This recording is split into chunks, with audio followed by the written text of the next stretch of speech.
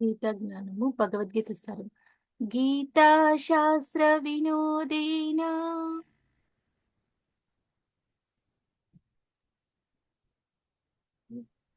गीताशास्त्रविनोदेन కార్తీకం యో నయేన నరః कार्तिकं यो कार्तिकयो नयेन रः నా తస్య పునరవిద్రిర్ नास्य नातस्य पुनरवित्रिर् మయా దృష్ట కలిప్రియా.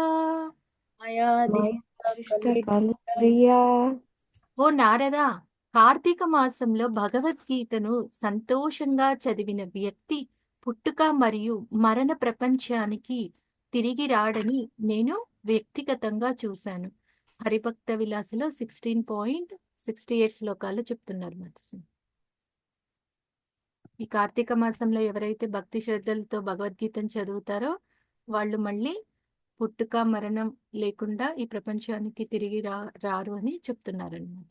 మంగళాచరణ ప్రేయర్స్ తో స్టార్ట్ చేద్దాం మాతది. ఓ అందరు పలకండి.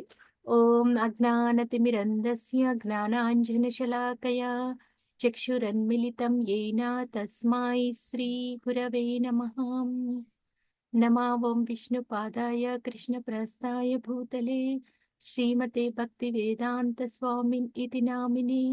నామస్తే సారస్వతే దేవి గౌరవాణి ప్రచారిణి నిర్విశేష శూన్యవాది పాశ్చాత్య దేశతారిణి.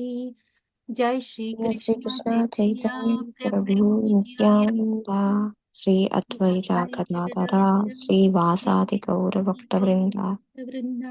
హరే हरे కృష్ణ कृष्ण कृष्ण कृष्ण हरे हरे హరే हरे राम హరే राम राम हरे हरे. రామ రామ హరే హరే. శ్రీ శ్రీ రాధాకృష్ణుల వారికి నమస్కారం చేసుకుందాము. పరమ పూజ్య శ్రీ ఏసి భక్తి వేదాంత స్వామి శ్రీల ప్రభుపాదుల వారిని నమస్కారం చేసుకుందాం. పూజ్య శ్రీ జయపతాక స్వామి మహారాజ్ నమస్కారం చేద్దాము. గీతా మహాత్యం. ఈరోజు గీతా మహత్యంలో ఏ శ్లోకం చెప్పారు, ఏ వివరణ చెప్పారో చూద్దాము. గీతాదితి జయనేపి పలకండి. दादितचयनोऽपि భక్తి భావేన చేతసా వేద శాస్త్ర పురాణాని वेदशास्त्र पुराणानि వినదితని సర్వసః. विदितानि सर्वसः। రెండు చదవండి మాతాజీ.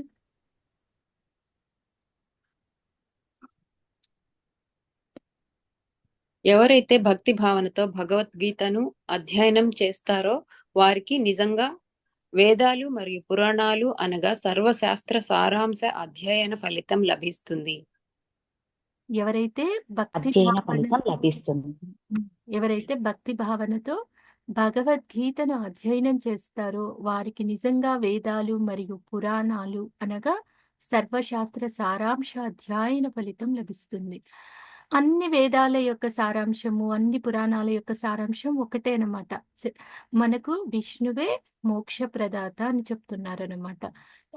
కాబట్టి ఈ యొక్క భగవద్గీత ఒక్కటి మనం చదివితే చాలు. అన్ని వేదాలు పురాణాలు చదివితే ఎంత పుణ్యం వస్తుందో మనకు అంతటి పుణ్యం వస్తుంది. ఈ యొక్క అధ్యయనం చదవడం వల్ల మనకు అంతటి పుణ్యం వస్తుంది అని చెప్తున్నారు అన్నమాట. సర్వస్య చాహం హృది సన్నివిష్టో మత్తః స్మృతి జ్ఞానమపోహనంచ వేదేచ్చ సర్వై రహమేవ వేద్యో వేదాంత కృత్ వేద విదేవ చాహం అనమాట. వేదాలను రచించిన వారు కృష్ణ పరమాత్మే. వేదాల ద్వారా తెలియబడిన వాడు కూడా కృష్ణుడే అన్నమాట. కాబట్టి అన్ని వేదాల సారాంశము శ్రీకృష్ణ పరమాత్ముడే అన్నమాట. మనం ఈ కలియుగంలో అన్ని వేదాలు చదవడానికి మనకు టైం లేదు. ఒక భగవద్గీత చదవడానికి కూడా మనకు ఎవరైనా అడిగినప్పుడు మనం టైం లేదు భగవద్గీత క్లాసెస్కి అని అంటూ ఉంటారు కదా. ఒక భగవద్గీత చదవడానికి కూడా మనకు టైం లేదు. అలాంటిది అన్ని వేదాలు అన్ని పురాణాలు చదవడానికి మనకి ఎక్కడ కుదురుతుంది? కుదరదు. కాబట్టి కలియుగంలో మనం ఈ యొక్క భగవద్గీత అధ్యయనం ఒక్కటి చేసినా చాలు. అన్ని వేదాల యొక్క సారాంశం ఉంటుంది ఇందులో, అన్ని పురాణాల యొక్క సారాంశం ఉంటుంది అని చెప్తున్నారనమాట. ఈరోజు అధ్యాయం 11 విశ్వరూపం. ఈ విశ్వరూపం గురించి మనం చర్చించుకుందాము. నెక్స్ట్ శ్లోక. ఏవమేతద్యథార్థ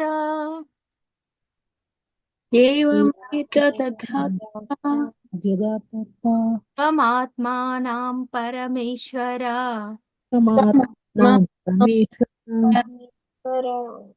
ద్రష్టుమిచ్ఛామి తే రూపమైశ్వర్యం పురుషోత్తమ. రూపమైశ్వర్యం పురుషోత్తమ. భావం చదవండి మాకు.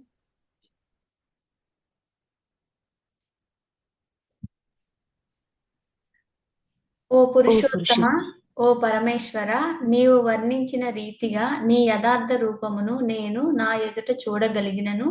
నీవు ఏ విధముగా ఈ విశ్వమునందు ప్రవేశించుతువో నేను గాంచనభిలషించుచున్నాను. నీ యొక్క ఆ రూపమును నేను దర్శించగోరుదును.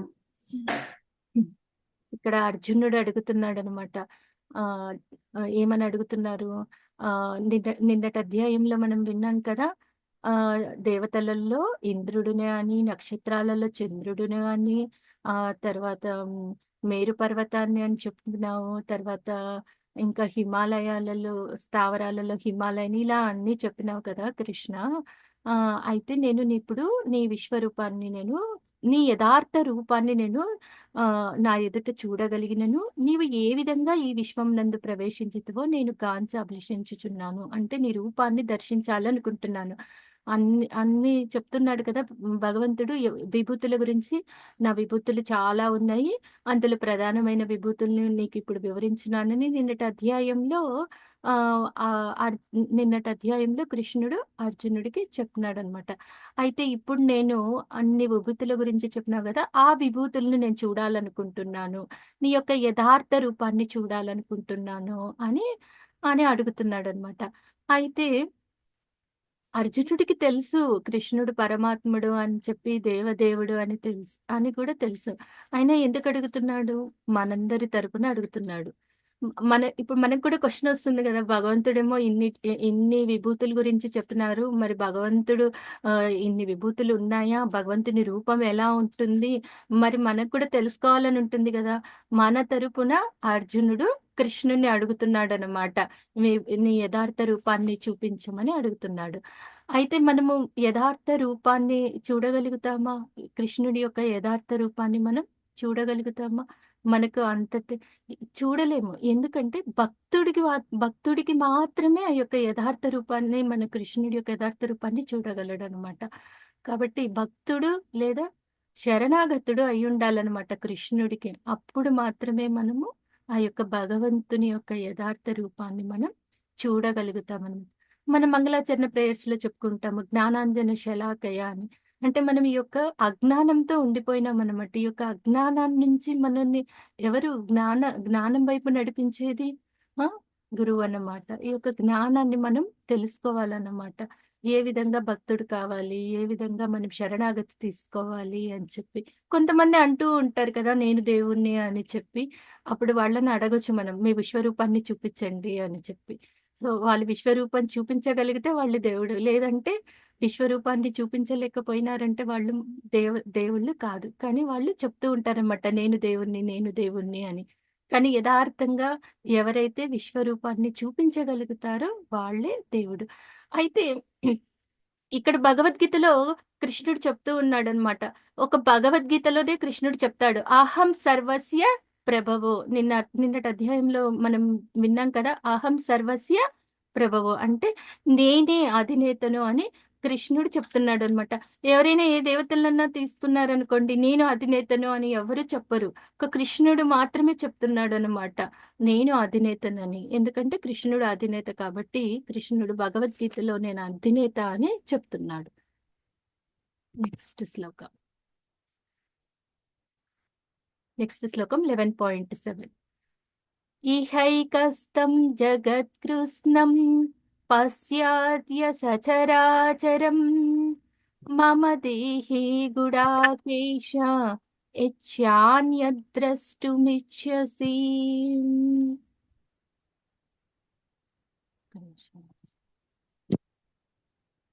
నెక్స్ట్ శ్లోకం 11.8. నతు మాం శక్యసే ద్రష్టుమనేనైవ స్వచక్షుషా దివ్యం దదామి తే చక్షుః పశ్య మే యోగమైశ్వరం. ఎవరైనా భావం చదవండి మాతాజీ.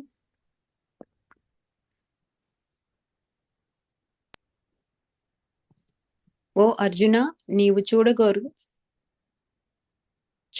చూడగోరు సమస్తమును నా దేహమున ఒక్కమారుగా గాంచుము.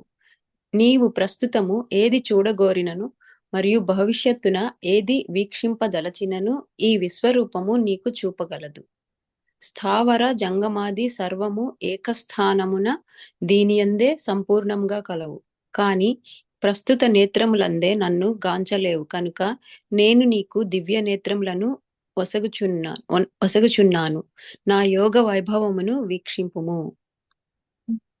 ఇప్పుడు మనము భగవంతుణ్ణి చూడాలి అంటే మనం చూడగలుగుతామా? చాలా దూరంగా ఉన్న వస్తువులనే మనం చూడలేమన్నమాట. మన కంటికి కనిపించవు దూరంగా ఉన్నటువంటి వస్తువులు. చాలా దగ్గరగా ఉన్నటువంటి అక్షరాలు కూడా ఒక్కొక్కసారి మనం చూడలేకపోతూ ఉంటాం అన్నమాట. అలాంటిది దేవాదేవుడైన శ్రీకృష్ణ భగవానుడిని యథార్థ రూపం మనం చూడగలుగుతామా? మనకు మన యొక్క ఈ యొక్క మెటీరియల్ ఐస్‌కి, ఈ యొక్క కళ్ళకి, భౌతిక కళ్ళకి మనకి చూడలేమన్నమాట. చూడ శక్యం కాదన్నమాట. అందుకే భగవంతుడు ఏం చెప్తున్నా అంటే, నేను నీకు దివ్య నేత్రాలను వసుకుతాను, దివ్య నేత్రాలను ఇస్తాను చూడడానికి అని చెప్తున్నాడు అనమాట. అంతేకాకుండా ఇక్కడ ఇంకా ఏం చెప్తున్నాడు, నీవు ప్రస్తుతం ఏది చూడగోరినను మరియు భవిష్యత్తున ఏది వీక్షింపదలిచినను ఈ విశ్వరూపం నీకు చూపగలదు. స్థావర జంగమాది సర్వము ఏకస్థానమున దీని ఎందే సంపూర్ణముగా కలవు. కాబట్టి స్థావర జంగమాది అన్ని కూడా ఈ విశ్వరూపంలో మనకు కనిపిస్తాయి అన్నమాట.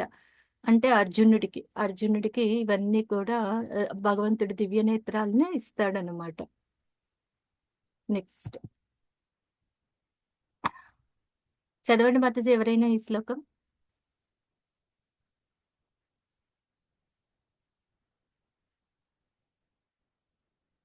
అనేక వ్రక్త నయనమేకాద్భుత దర్శనం. పలకండి. అనేక వృత్త నయనమేక దర్శనం అనేక దివ్యాభరణం దివ్యనేకోద్యదాయుధం. దివ్యవర్ణం దివ్యేన కోద్యదాయుధం. దివ్యమాల్యాం పరధరం దివ్యగంధానులేపనం. దివ్యమాల్యాంబరధరం దివ్యగంధానులేపనం. సర్వాశ్చర్యమయం దేవమనంతం విశ్వతోముఖం. సర్వాశ్చర్యమయం విశ్వతోముఖం. భావం చదవండి. అర్జునుడు ఆ విశ్వరూపము అనంత సంఖ్యలో ముఖములను, నేత్రములను, అద్భుత దృశ్యములను గాంచెను. ఆ రూపము పలు దివ్యాభరణములచే అలంకృతమైన ఎత్తబడి ఉన్న పలు దివ్యాయుధములను కలిగి ఉండెను. అతడు దివ్య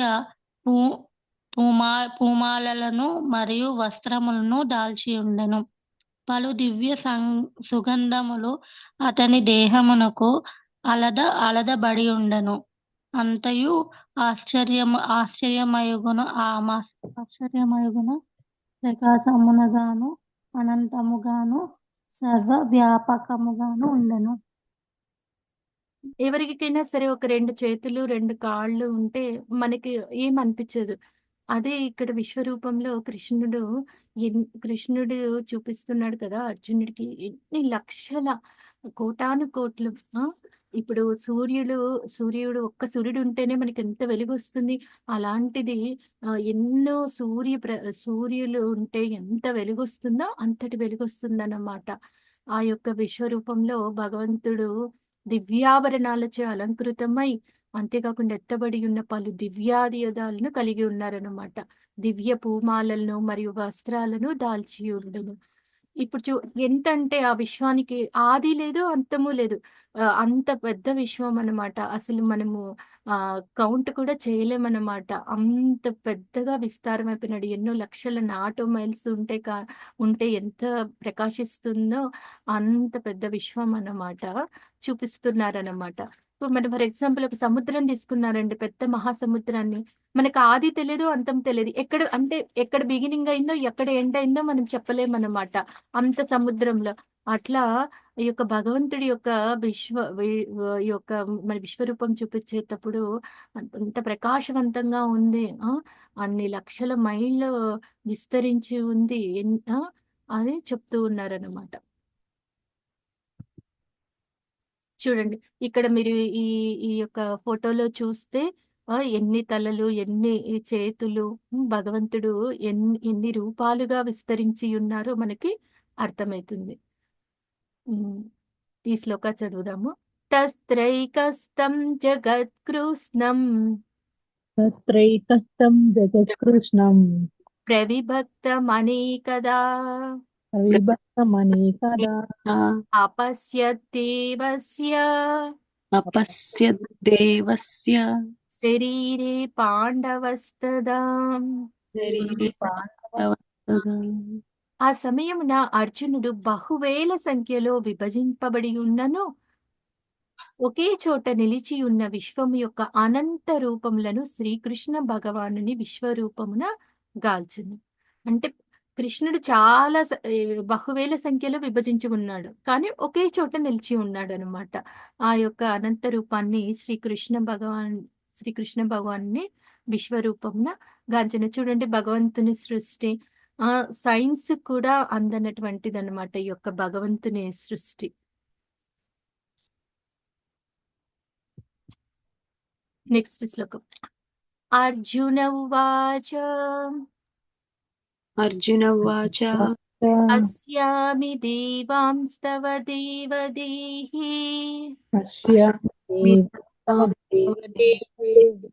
సర్వాంస్తతా భూత విశేష సజ్ఞాన్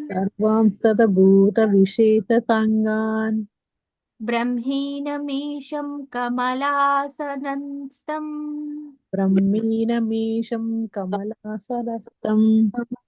ఋషించ సర్వానురాగాంచ దివ్యాన్. ఎవరైనా భావం చదవండి.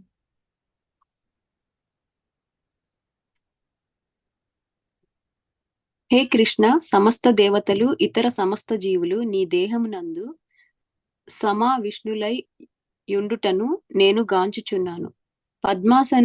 పద్మాసనుడైన బ్రహ్మను, శివుని, ఋషులను, దివ్య సర్పములను కూడా నీ యందు నేను దర్శించుచున్నాను. భగవంతుడు నుంచే అందరూ వస్తున్నారనమాట. కృష్ణుడి నుంచి అందరూ వస్తున్నారనమాట. చూడండి, బ్రహ్మ, నాభి కమలం నుండి బ్రహ్మ, అదేవిధంగా శివుడు, ఋషులు, దివ్య సర్పాలు అందరూ భగవంతుని నుంచి వచ్చేది అర్జునుడు దర్శిస్తూ ఉన్నాడనమాట. కారణోదక సాయి విష్ణు యొక్క ఉచ్ఛ్వాస నిశ్వాసల నుండే ఎన్నో విశ్వాలు సృష్టింపబడుతూ ఉన్నాయన్నమాట. సైన్స్ లో మనం కొంతవరకే, మనకి సైన్స్ నుంచి మనం కొంతవరకే తెలుసుకుంటాం అనమాట. కానీ భగవంతుని సృష్టి అమోఘమైందనమాట. భగవంతుని సృష్టి అసలు సైన్స్ కూడా అంతుబట్టదనమాట. నెక్స్ట్ శ్లోకం. రూపం మహత్తే బహువక్త్ర నేత్రం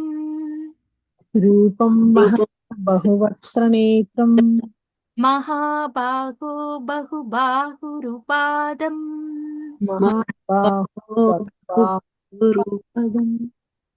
బహూదరం బహుదంశ్రాకరాళం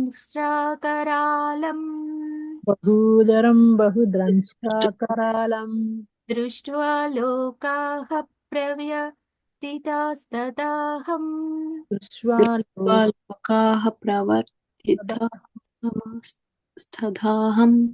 భావం చదవండి.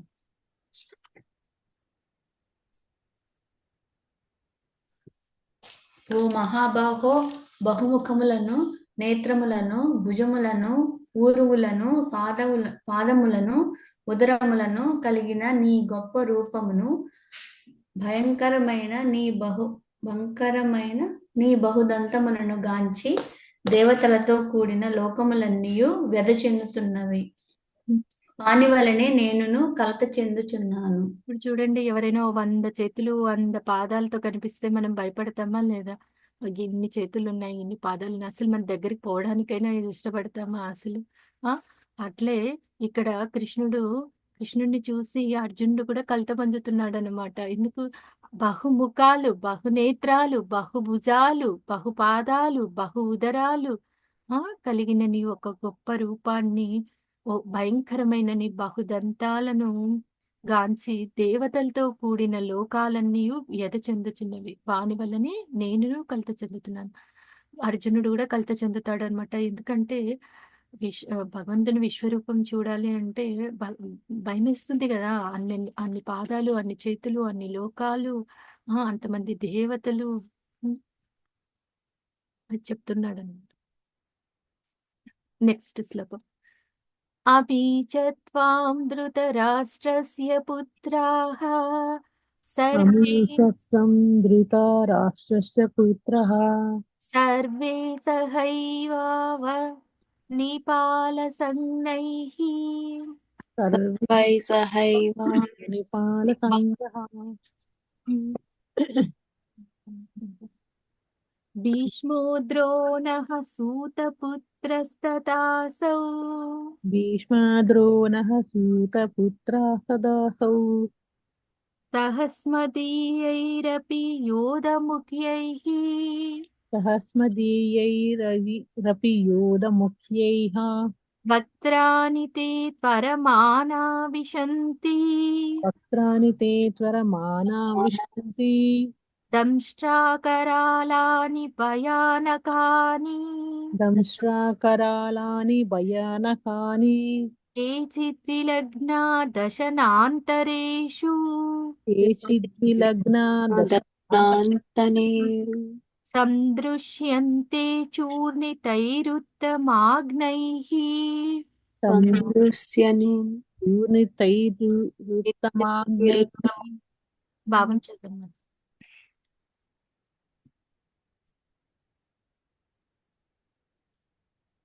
తమ పక్షపు రాజులందరితో సహా ధృతరాష్ట్ర తనయులు భీష్ముడు, ద్రోణుడు, కర్ణుడు మరియు మా పక్షపు యోధ ముఖ్యులు కూడా వేగంగా నీ భయంకరమైన నోళ్లయందు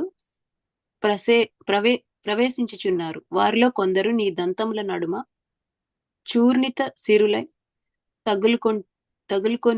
తగులుకొనుటయు నేను గాంచుచున్నాను. భగవంతుని యొక్క విశ్వరూపం చూసేటప్పుడు భవిష్యత్తు కూడా చూడగలం అన్నమాట. ఆ యొక్క భవిష్యత్తులో ఏం కనిపిస్తుంది? ధృతరాష్ట్రులు, తర్వాత కౌరవులు వాళ్ళంతా కూడా సంహరించినట్టు కనిపిస్తూ ఉందన్నమాట. ఆ యొక్క భగవంతుని యొక్క ఏం చెప్తున్నారు? నోళ్ల యందు ప్రవేశిస్తూ ఉన్నారనమాట. వారిలో కొందరు నీ దంతముల నడుమ చూర్ణిత సిరులై తగులుకొనుటయే నేను కాంచుచున్నాను. ఆ యొక్క భగవంతుని సృష్టిలో భవిష్యత్తులో ఏం జరుగుతుందో కూడా కనిపిస్తుంది అనమాట. అదంతా చూస్తున్నాడు అనమాట అర్జునుడు. నెక్స్ట్ శ్లోకం. అఖ్యాహిమేకో భవానుగ్రరూపో అఖ్యాహిమికో భవానుగ్రహరూపో నమోస్తు తే దేవవర ప్రసీద నమోస్తుతే దేవవరప్రసీద విజ్ఞాతుమిచ్ఛామి భవంతమాద్యం విజ్ఞాతుమిచ్చామి భవంతుమాద్యం నహి ప్రజానామి తవ ప్రవృత్తిం. నహి ప్రజా జానామి తవ ప్రవృత్తిం. భావం చదవండి.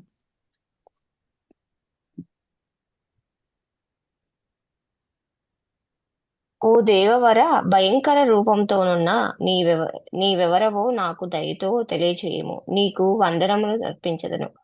నా ఎడ ప్రసన్నుడవగుము.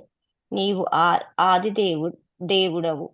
నీ కార్యమును ఎరగలేకున్నందున నిన్ను గూర్చి నేను తెలుసుకొన కోరుచున్నాను. అర్జునుడు అడుగుతున్నాడు అనమాట భయంకర రూపాన్ని చూసి, అసలు నువ్వెవరు, నేను నిన్ను ఎలా అర్థం చేసుకోవాలి అని అడుగుతూ ఉన్నాడు అనమాట. నేను తెలుసుకోవాలనుకుంటున్నాను అని అడుగుతున్నాడు. నెక్స్ట్ శ్లోకం.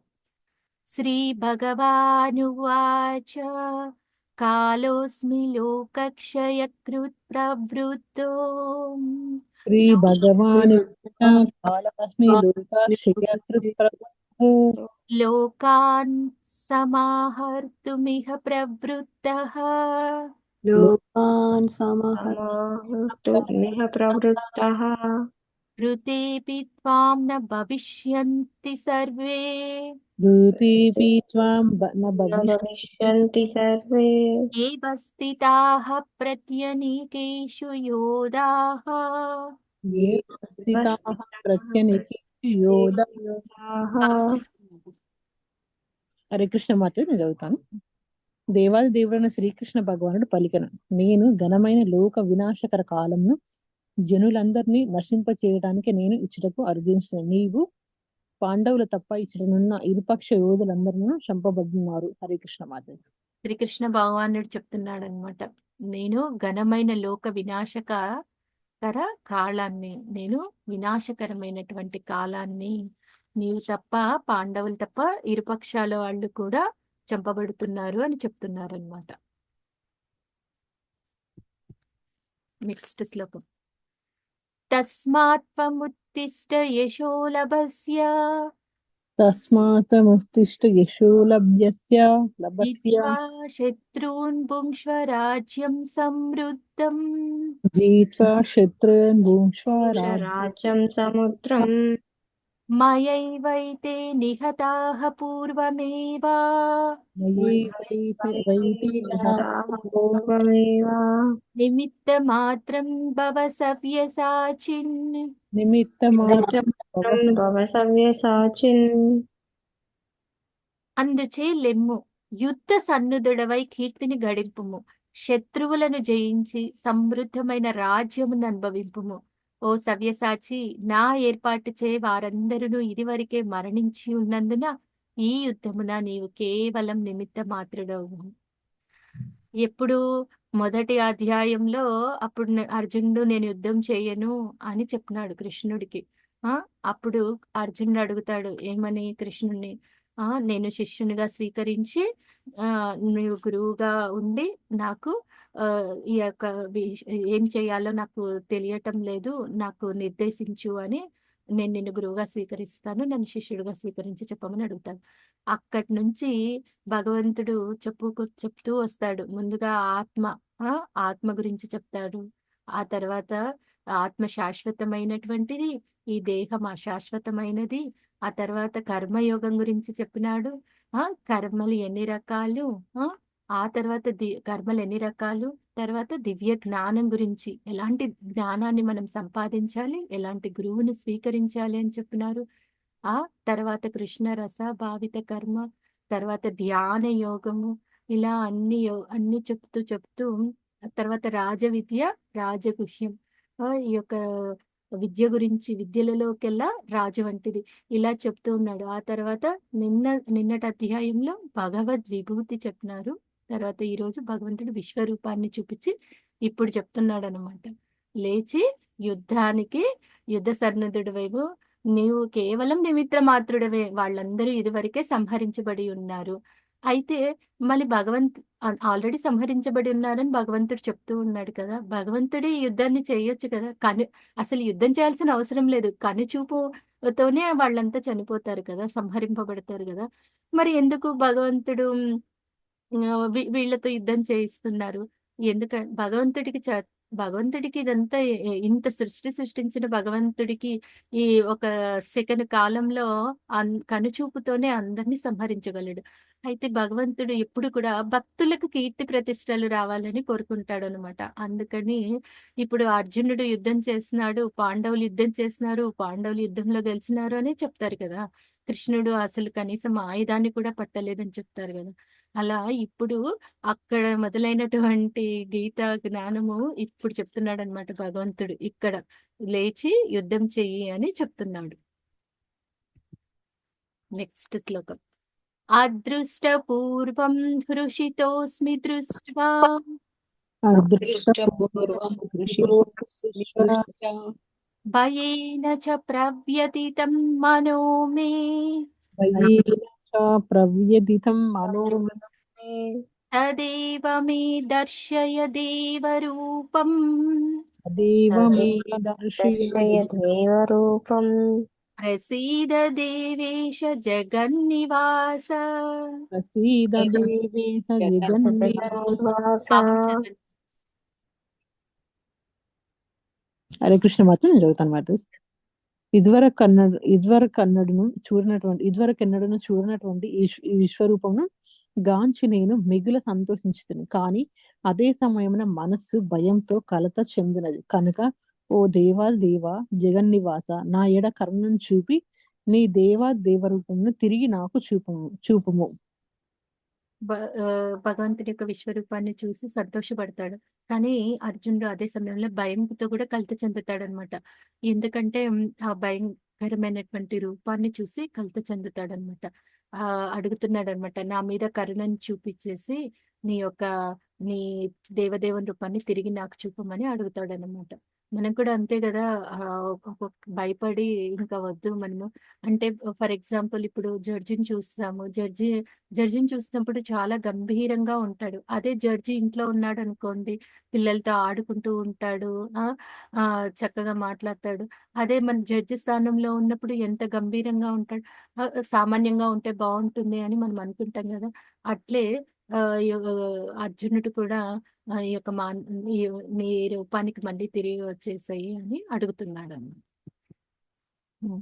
నెక్స్ట్ శ్లోకంలో అయితే చతుర్భుజ రూపానికి వస్తాడనమాట కృష్ణుడు. ఇక్కడ చతుర్భుజ రూపం చూపిస్తున్నారు కదా, చతుర్భుజ రూపానికి వస్తాడు.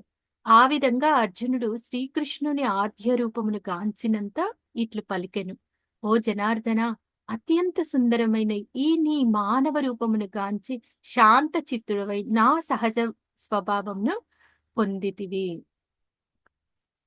అయితే చతుర్భుజ రూపానికి వచ్చినా కూడా అర్జునుడికి సాటిస్ఫాక్షన్ ఉండదన్నమాట. ఇంకా ఏమన్నా ఆ చతుర్భుజ రూపంలో కూడా ఇంకా కొంచెం కలతనే నొందుతాడనమాట. అయితే తర్వాత ద్విభుజ రూపానికి వస్తాడు కృష్ణుడు.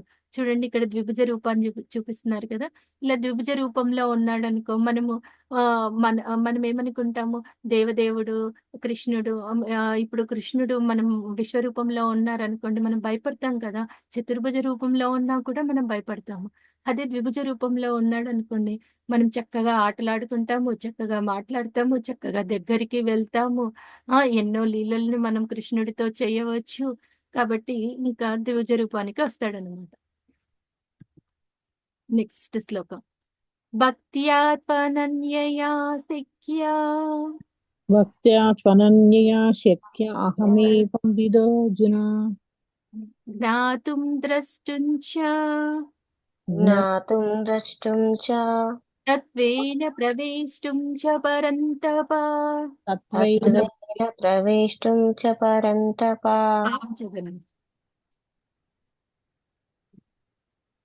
ఓ ప్రియమైన అర్జున, కేవలం అనన్య భక్తి చేతనే నేను యథార్థముగా నీ ఎదుట నిలబడిన రీతి తెలియబడగలను మరియు ప్రత్యక్షముగా దర్శింపనగుదును. ఈ విధంగానే నీవు నా అవగాహన రహస్యములందు ప్రవేశింపగలుగుదువు. ఇప్పుడు మనం రకరకాల కల్పనలు చేస్తూ ఉంటాం, అందరి దేవతలు ఒకటే అని చెప్పి. కానీ అందరి దేవతలందరూ కృష్ణుడి నుంచే వస్తున్నారని మనం ఇప్పుడే తెలుసుకున్నాము. శివుడు, బ్రహ్మ, దివ్య సర్పాలు అన్ని కూడా ఇప్పుడు ఇందాక విశ్వరూపంలో చూస్తున్నాం అన్నమాట. భగవంతుడి నుంచే వాళ్ళంతా కూడా వస్తున్నారు అని మనం చూస్తూ ఉన్నాము. అయితే మనం ఎప్పుడు కూడా టెంపరవరీ గోల్స్ గురించి ఆలోచిస్తుంటాం అనమాట. ఒక ఇల్లు తీసుకోవాలి, కారు ఉండాలి, ఒక కారు అయిపోతే ఇంకో కారు ఉండాలి, లేదా ఎడ్యుకేషన్, పిల్లల ఎడ్యుకేషన్, వాళ్ళ వివాహము, ఆ తర్వాత వాళ్ళు సెటిల్ కావాలి. ఇలా ఎప్పుడు మన టెంపరవరీ గోల్స్ గురించి ఆలోచిస్తాం. పర్మనెంట్ గోల్ ను మర్చిపోతాం అనమాట. మన పర్మనెంట్ గోల్ ఏంటి? మనం కృష్ణుడిని చేరుకోవడం, అవునా, ముక్తిని పొందటము. అయితే ఈ యొక్క పర్మనెంట్ గోల్ ఏ విధంగా సాధిస్తాము?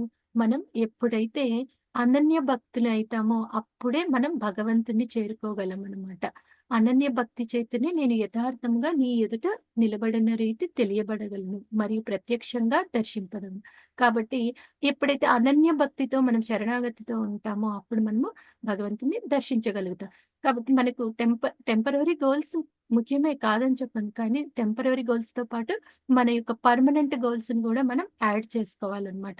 భక్తుల సాంగత్యం తీసుకోవాలి, హరే కృష్ణ మహామంత్ర జపం చేయాలి, భగవద్గీత పారాయణం చేయాలి. అందులో ఏం చెప్తున్నారో తెలుసుకోవాలి, వాటిని పాటించడానికి మనం ప్రయత్నం చేయాలి. మనం భక్తులుగా కావడానికి మనకు ఇవన్నీ కూడా సహాయపడతాయన్నమాట. ఓకే. మీరు లాస్ట్ వీక్ క్లాస్‌లో విమలా మాతాజీ ఎక్స్‌ప్లెయిన్ చేసినారు. ఒక పెద్ద సైంటిస్ట్ ఉంటాడు. పడవలో ప్రయాణిస్తూ ఉంటాడు. ఏం జరుగుతుంది ఆ సైంటిస్ట్‌కి? గుర్తుందా మీకు ఆ కథ?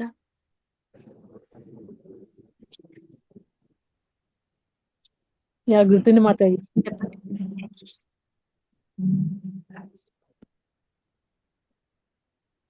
ఆ! ఏం జరుగుతుంది?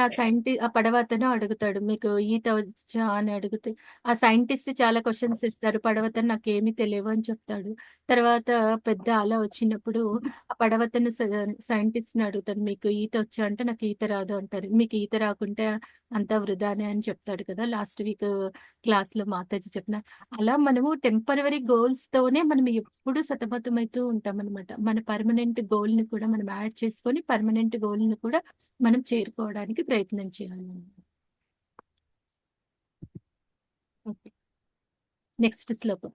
మత్కర్మ కృన్మత్ పరమో మద్భక్తః సజ్ఞవర్జితః నిర్వైరః సర్వభూతేషు యః స మామేతి పాండవం. భావం చదవండి. ఓ ప్రియమైన అర్జున, కామ్యకర్మలు మనోకల్పమనడి కల్మషముల నుండి విడివడి నా శుద్ధ భక్తి యందు నియుక్తుడవయ్యడి వాడును. నన్నే తన జీవిత పరమ గమ్యముగా భావించి నా కొరకై కర్మ నిర్ణయించు వాడును. సర్వజీవుల ఎడ మిత్రత్వమును కలిగిన వాడును అగు మనుజుడు తప్పక నన్నే చేరగలడు. ఎవరైతే కృష్ణ. శుద్ధ భక్తి ఎవరైతే శుద్ధ భక్తి యందు ఉన్నారో వాళ్ళు నియుక్తుడై ఉన్నారో నన్నే తన జీవిత పరమగమ్యముగా భావించి నా కొరకై కర్మనురించువాడు సర్వజీవుల ఎడ మిత్రత్వమును కలిగిన వాడు అగు మనుజుడు తప్పక నన్నే చెరగలడు. అన్ని జీవుల యందు కూడా సమంగా ఉండాలన్నమాట. మిత్రత్వంతో ఉండాలి అని చెప్తున్నాడు. అలాంటి వాళ్ళు శుద్ధ భక్తులు నన్ను చేరగలరు అని చెప్తున్నారన్నమాట ఈ శ్లోకంలో. తరుణు అన్నాడు. ఎవరన్నారు అని? హరే కృష్ణ. ఇక నెక్స్ట్ ఏం చూపిస్తున్నారు? ఈ ఫోటో అందరూ చూసిందే. యశోద కృష్ణుడిని ఆ కృష్ణుడు యశోద మాతకి ఏం చూపిస్తున్నారు? మీరందరికీ తెలిసిన కథ. మన్ను తింటున్నావు అంటే చూడాలని నోరు తెరిచి చూస్తుంది. ఇప్పుడు విశ్వం అంతా కనిపిస్తుంది. కృష్ణుడు విశ్వరూపాన్ని అర్జునుడికి చూపించినారు. అలాగే యశోద మాతకు చూపించినారు.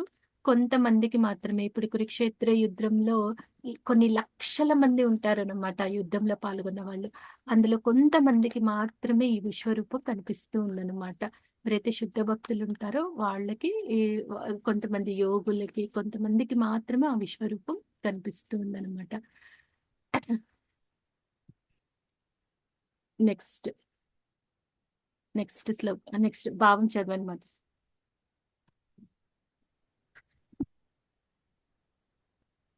అర్జునుడు పలికెను, ఓ హృషికేశ, నీ నామమును వినినంతనే లోకమంతయు సంతోషించి ప్రతి ఒక్కరూ నీ ఎడ అనురక్తులగుచున్నారు.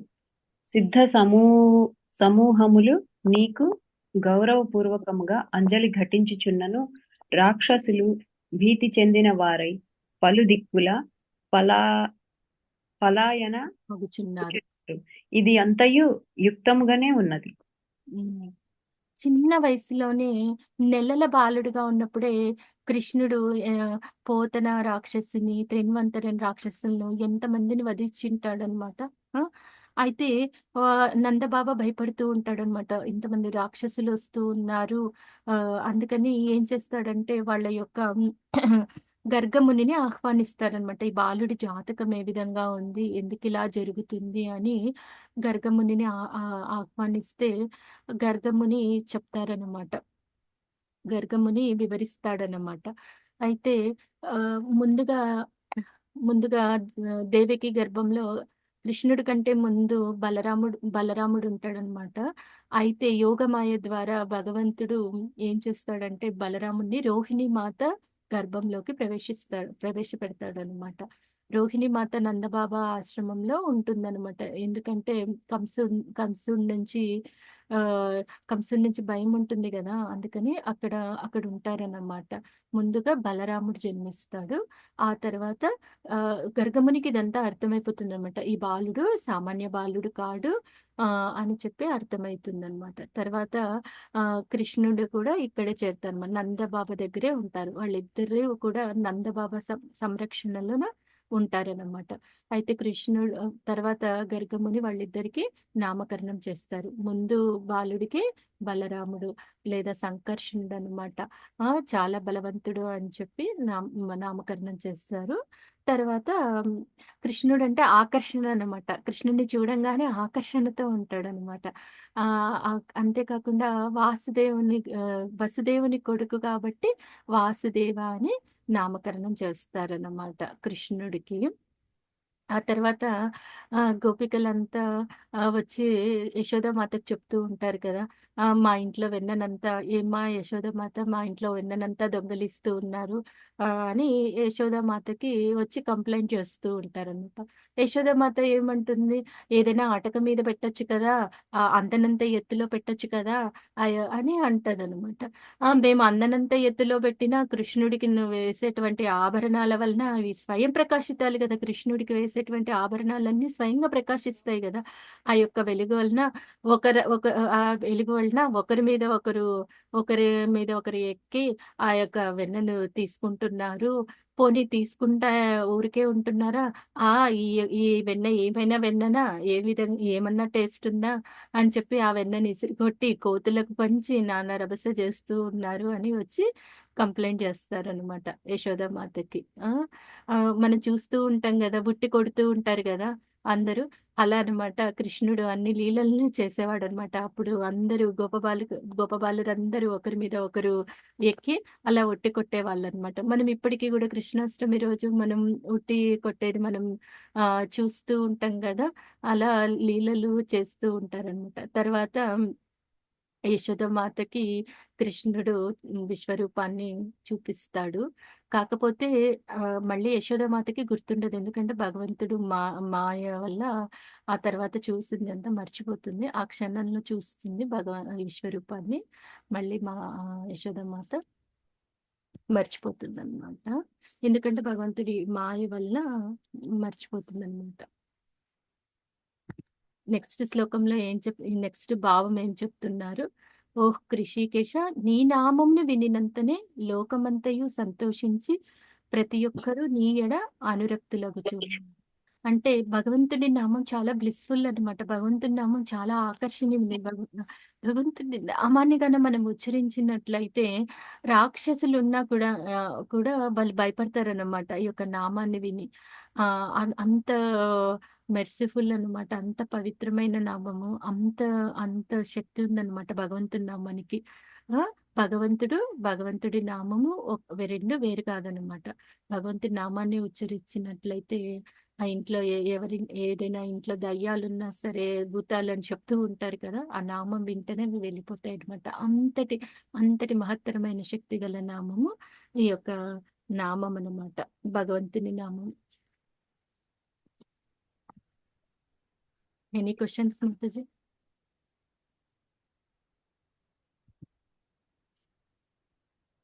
లేదు మాతాజీ.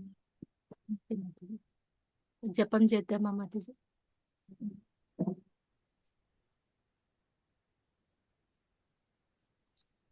ఓకే మాతాజీ. ఒక నిమిషం మాతాజీ. ఓకే, అందరూ ఒకసారి వీలైన వాళ్ళు వీడియో ఆన్ చేయండి మాతాజీ.